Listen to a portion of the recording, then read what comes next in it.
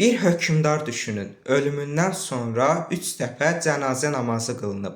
O hökmdar ki, fətihləri və ədaləti ilə məşhur idi. Eyni zamanda türk ədəbiyyatında muhibbi təxəllüsü ilə qəzəl yazmış şair idi. Söhbət bildiniz artıq kimdən gedir? Osmanlı dövlətinin 10-cu hökmdarı Qanuni Sultan Süleyman. 1566-cı ildə Sultan Süleymanın vəfatı ordudan gizləndi. Çünki Zigetvar qalasının mühasirəsi hələ də davam etməkdə idi.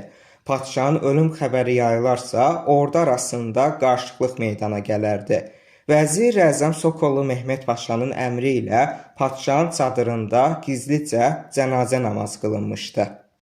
Qalanın fəthindən sonra cənazə Belqrada gətirilmiş və burada yeni padşah 2-ci Səlimin iştirakı ilə 2-ci cənazə namazı qılındı. Bu namaza təxminən 20.000 insanın qatıldığı söylənilir.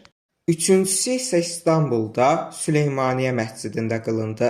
Küçələrin Süleymaniyyədən Fatihə qədər dolduğu bu namazın 500 imam ilə qılındığı rəvayət olunur. Osmanlı şairi Baki məşhur Sultan Süleyman mərsiyəsini bu cənazə mərasimində oxudu. İstanbul küçələrində şairi dinləyənlərin hıçqırıqları eşidilirdi.